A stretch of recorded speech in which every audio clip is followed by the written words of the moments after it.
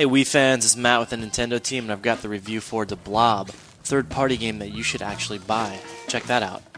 This original platformer developed by Blue Tongue is made specifically for Wii. It takes advantage of the hardware both technically and mechanically, and I think it's a whole lot of fun.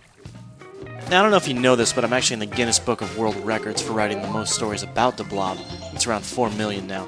Supposing you missed all that coverage, well, let me give you a quick primer.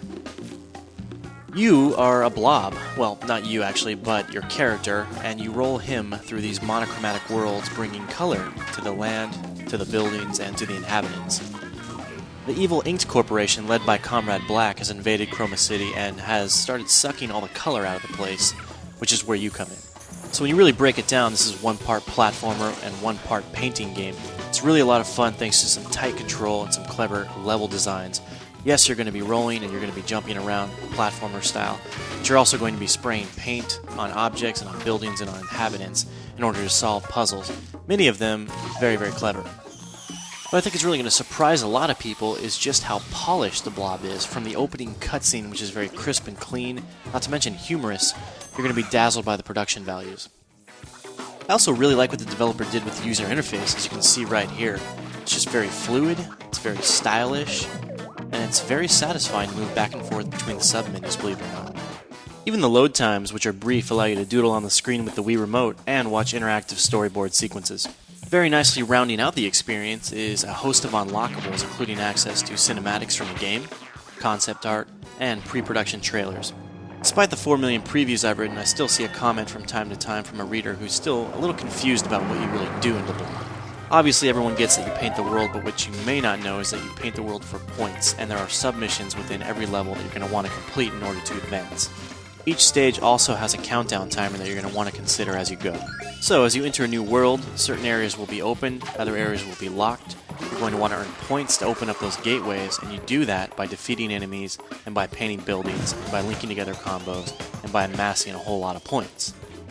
Blob is moved around tightly with the nunchuck's analog stick, and the camera system is controlled automatically for the most part. This gives me pause in other games, but in Blob it works pretty well, and I think you're not going to have too many issues. If you need to, you can rotate the camera with the Wii Remote's D-pad, or you can hit the C button on the nunchuck and center your viewpoint. However, I've rarely found the need to do this, and I don't think you will either. This is a platformer, which means you're going to be doing a lot of jumping, and developer Blue Tongue decided to map the jump function to a downward gesture on the Wii Remote. A move I'm not so much convinced of, because every so often you'll make that jump motion and Blob won't react accordingly. Thankfully, this is a rarity. Usually the controls work just fine, but if you'd had the option to map everything to a button, you wouldn't be having this issue at all. On the other hand, once you've targeted an enemy, you can make a downward gesture to stomp them out, and that feels very, very good. One thing, too, that I'd love to see in a sequel is proper integration of the Wii Remote pointer. I feel there's a lot of potential there that went untapped in this year's game. The worlds in Blob are huge, and they're filled with a variety of different challenges to keep you busy. In addition to the overworld countdown timer, all the challenges that you participate in are timed. So, for example, if you're required to paint a series of billboards different colors, you might have 30 seconds to do that.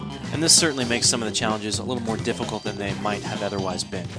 And there's definitely good fun to be had here, whether you're stomping out enemies, using Z-targeting to zigzag between buildings, or painting a series of different buildings different colors in a certain time limit. Most of the challenges, though, are pretty straightforward. They're not real head-scratchers, and, especially during the first half of the game, you're not going to be stuck too often. Which I think is a bit of a disappointment. I think they could have done a bit more with it. There are a handful of puzzles in the game that you have to attack in a certain order, applying colors strategically in order to complete them, and I think these are some of the most enjoyable in Blob. There are 10 immense worlds filled with objectives, but if you're really dedicated, I'm sure you can whip through this game in about 10 hours. What you need to know though is that you can keep coming back for all these secondary missions, including a variety of speed runs and paint challenges, which really extend replay value. Additionally, the Blob features a multiplayer mode in which you can play up to 4 players in split-screen matches. Some of these modes are a little weaker than others, and some of them are actually really good. I really like one option in which one player can roll around the world painting the buildings. He's the one in charge of color. Meanwhile, if you touch him, you take control of color and start painting the buildings. Obviously, the person who's painted the more structures at the end of the timer, he wins. You get 4 players going, and everyone's going to be chasing down one guy in this frantic match trying to get color. It's pretty cool.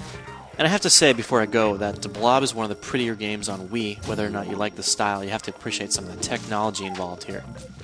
Not only is the game running in widescreen and progressive scan, but it's drawing huge worlds filled with structures. It's allowing you to paint those worlds. It's layering paint. It's got balloon lighting. It's got heat distortion. It's got water transparencies. And it's all running at 60 frames per second in the single-player mode. And the frame rate takes a dip definitely in the multiplayer mode, but it's still pretty solid. And on top of that, what I think is really cool about The Blob is its musical score. You've got a funky, jazzy soundtrack, but even cooler is that as you play the game in real time, you'll be able to layer different instruments depending on what color you're using. So go ahead and take a listen here as I experiment with different instruments or / different colors, and really change the whole dynamic of the musical experience.